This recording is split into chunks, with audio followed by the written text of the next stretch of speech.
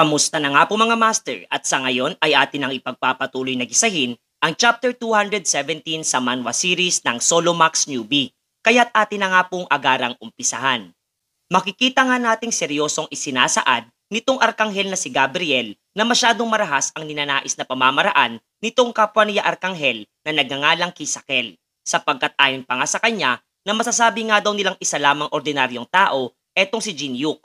Subalit siya ang individual na nagawang pigilan ang isinasagawang invasion ng primordial being at kinakailangan nga daw muna nilang alamin kung sadyang totoo ang mga nasabing pahayag nito hinggil sa naturang napakahalagang impormasyon. Subalit ang payag nga niyang iyon ay agara namang kinutya nitong kapwa ni arkanghel na si Kisakel, sapagkat bilang isang anghel ng Eden ay tila ba sinasayang nga daw nito ang pagkakataon para paglingkuran ang kanilang ina. Dagdag pa nga nito, nakailan pa nga daw ba sila nag-alangan na magsagawa ng isang aksyon ng dahil lamang sa isang tao, at ito nga raw ay isang klase ng pagkilos na nagiging sanhi ng pagbagal ng kanilang progreso laban sa mga demonyo. Gayun din binigyang diin nga niya na ang kanilang saysay sa mundong ito ay walang iba kundi puksain ang kasamaang bumabalot sa sanlibutan. Marahan at seryoso namang nagbanta etong arkanghel na si Gabriel para dito kay Kisakel, na kung ang kaniyang araw adhikain ang siyang magbubunsod ng pagkakaroon ng dibisyon sa kanilang mga kapwa-anghel, ay kaniya itong masasabing deklarasyon ng isang digmaang sibil. Magkaganoon man ay nananatiling matibay ang paninindigan nitong arkanghel sa nais niyang mangyari, at isipin na lamang daw nilang maituturing itong naturang insidente sa kasaysayan nilang mga anghel bilang isang digmaan dahil sa kainaang ipinakita nitong arkanghel na si Gabriel dahil lamang sa takot na nadarama sa isang hamak na mortal. Pagkatapos ay inilipat nga ang eksena sa ruin kung saan naroroon etong grupo ng ating pangunahing tauhan. At doy atin ngang masisilayan etong si Jinyuk na tinatanong etong si Prey kung ayos lamang siya, buhat ng walang humpay nga daw itong nakipaglaban sa mga sandworm sa kabila ng napakatinding init. Na sinagot naman ito na ayos lamang siya at tinatayang mayroon pa siyang natitirang mahigit 79% ng lakas sa kaniyang katawan. Pinuri nga siya nitong binata, buhat sa ipinamalas nga daw nito ang angking kahusayang tinataglay pagdating sa pakikipaglaban, habang kasabay na napuna ang kakaibang reaksyon nitong si Alice habang nasa loob ng Brahm's Ring. Napangiti nga sa naging payag nitong ating pangunahing tauhan etong si Prey, habang siya naman ay bagyang napapaisip kung anong klaseng nilalang nga daw ba talaga etong kanilang bagong kasamahan. Buhat ng nagawa nitong idispatcha ang lahat ng mga nasabing halimaw gamit ng kakaibang abilidad na kanyang tinataglay, na tila ba napakaraming sinulid na nakakabit sa kanyang pagmamay-aring sandata. Pagkatapos ay bigla na nga lamang nagkaroon ng pagyanig sa kalupaan na kanilang kinaroroonan, at etong mga buhangin ay nagsimulang tahakin ang isang partikular na direksyon. Kung kaya't agarang ginamit nitong si Jinyuk ang kanyang skill na glacier formation upang hindi sila matangay ng rumaragas ang buhangin. Napapaisip nga etong si Teresa, buhat sa biglaang pagbabago ng katangian, mayroon ang lugar na iyon. Maging ang klase ng manang matatagpuan sa loob nitong ruin na ayon pa nga sa kanyang dakilang stalker ay posible nga daw kayang dahil ito sa kanilang pagtahak sa nasabing lokasyon. Subalit para naman dito sa binata na kung pagbabatayan ang lahat ng mga ito ay isa lamang ang kanyang natitiyak. At ito ay dahil sa klase ng kapangyarihang higit pa sa kapasidad ng naturang palapag na magawang pangasiwaan na dulot ng isang divine relic na naglalabas ng napakalakas na mana. Kaya't nakatitiyak nga daw siyang ang lahat ng ito ay isang senyales na malapit na silang makarating kung nasaan sa kasalukuyan etong tinatawag na Crown of Tyranny.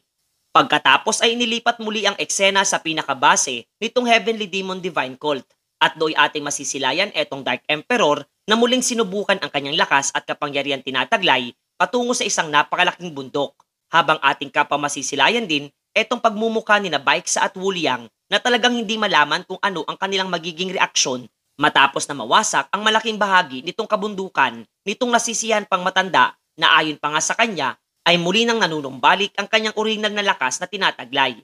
Eto ngang si Baeksa ay lubos na naguguluhan kung papaano agarang muling napabuti ang kalagayan nitong Dark Emperor sa napakaigsing panahon, na sinagot naman nitong si Wuliang na dahil nga daw ito sa misteryosong kapangyarihan na tinatawag na Secret Art of Harmony. Pagkatapos nga noon ay bigla na lamang may isang individual ang sumulpot sa naturang lokasyon na agarang pinuri etong kalagayan nitong Dark Emperor, at ito nga ay walang iba kundi ang mismong kanilang leader. Marahan nga etong dalawa ay nag-usap hinggil sa kasalukuyang estado ng kanilang supreme leader na malugod nitong isinaad na katulad nga daw ng kanyang tumatayong kanang kamay ay nagagawa na niyang mapanumbalik sa orihinal na estado ang kanyang lakas at kapangyarihang tinataglay. At dahil nga daw ito sa tulong na ipinagkaloob sa kaniya nitong tumatayong disipulo ng Dark Emperor. Hanggang sa natanong nga din niya kung ano ang pinagkakaabalahan nitong si Jinyuk sapagkat matagal-tagal na nga daw niya itong hindi nakikita.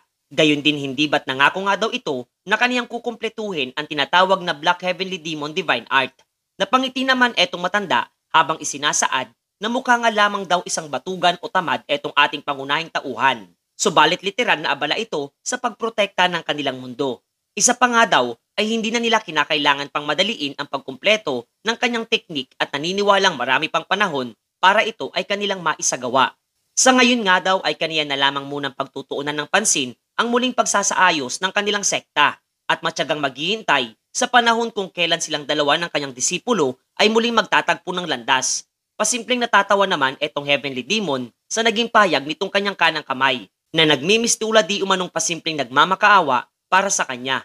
Kung kaya't nakangiti nitong isinaad na huwag na nga raw maging ganoon etong Dark Emperor sa kanyang harapan, sapagkat pinahihintulutan nga daw niya itong umalis at tahakin ang kanyang natatangi at nag-iisang disipulo, buhat ng alam din niyang muli itong matanda ay babalik sa tamang oras na sadyang ikinatuwang marinig nitong Dark Emperor. Pagkatapos ay ibinalik ang eksena sa kagubatan ng ika-19 na palapag ng tore at etong mga dryad na nagbabantay sa tarangkahan nitong ruin ay bagyang nababahala sa muli di umanong kakaibang ikinikilos nitong kanilang inang kagubatan.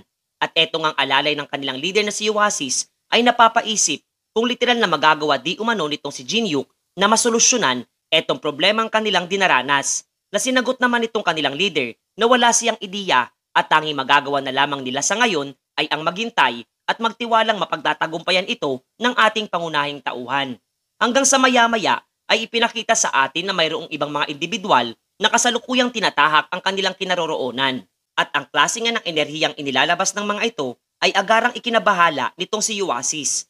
Habang etong kanyang mga alagad ay nagsimula na rin kumprontahin ang mga ito bago pa tuluyang makalapit sa kanilang direksyon. Nagbabala nga ang mga ito na kasalukuyang sila ay nasa lupaing teritoryo ng mga tinatawag na dryads. Subalit wala namang paki at panahon ang mga iyon sa pakikinig sa kanilang mga sinasabi at dagli ang nagpakawala ng isang napakamapaminsalang pag-atake at sadyang napakalaking bahagi ng kagubatan ang agarang naapektuhan nito. Gayun din ay napakaraming bilangan ng mga dryad ang agarang napaslang buhat sa aksyong isinagawa nitong mga individual na kinukumpronta nila. Magkaganoon man ay nagawa pa rin itong si Oasis na depensahan ang kanyang sarili at iba pa nilang mga kasamahan sa tamang oras habang sila'y malapit sa bukana ng tarangkahan nitong ruin na kinaroroonan ni Jinyuk. Paglalahad pa nga nitong leader ng mga dryad na isa itong napakalaking problema sapagkat buong akala nga daw niya ay magiging madali lamang ang kanilang pagbabantay sa tarangkahan nitong portal. Subalit nagkamali nga daw siya dahil hindi niya inaasang bababa doon ang ilang mga nilalang na nagmula pa sa upper floor level ng tore. Kapwa nga doon ay nagsalita etong tumatayong leader nitong tatlo at tinawag etong mga dryad na mababang uring nilalang na tampalasang humaharang sa kanilang patutunguhan kung kaya't silang lahat nga daw ay nararapat lamang na kanilang agarang idispatsa. Kasunod ng malalakas na palahaw at pagkalat ng mga pulang likido sa paligid nitong ruin. Sa mga oras nga ding iyon ay nagsimula ng kuminang ang tila ba nakaukit sa kamao nitong si Jinyuk at agarang naunawa ang may hindi magandang nangyayari sa labas nitong ruin. Buhat ng malamang ay mayroon nga daw sumunod sa kanilang pagpasok ng portal. Dagdag pa nga niya na maliban sa kanya ay tanging etong mga tumatayong administrators lamang ng tore ang silang nakakaalam kung nasaan sa kasalukuyan ang lokasyon ng mga korona. Kung kaya't nangangahulugan lamang daw ito ng isang bagay. Hanggang sa ang kanyang pagninilay-nilay ay mabilis na napahinto nung kinuha nitong si Teresa ang kanyang atensyon, buhat ng ayon sa dalaga ay mukhang wala na silang nakikitang landas na patutunguhan.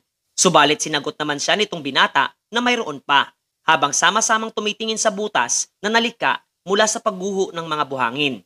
Naguluhan namang muli etong dalaga sabagkat nasambit nga daw nitong si Jinyuk na ang nasa ibaba nilang bahagi ay ang tinatawag na sand sinkholes na pinatotohanan naman itong si Jinyuk. Subalit ang isa nga daw sa mga ito ay ligtas na tahakin kung kaya't magiging ayos lamang sila. Sumabat naman etong kanyang dakilang stalker na kung mayroon nga daw itinatagong kakaibang taktikang naiisip etong binata ay dapat na niya itong isagawa sa kasalukuyan na muli nitong sinagot ng oo kasabay ng pagtulak dito kay Chon Yusong patungo sa isang butas.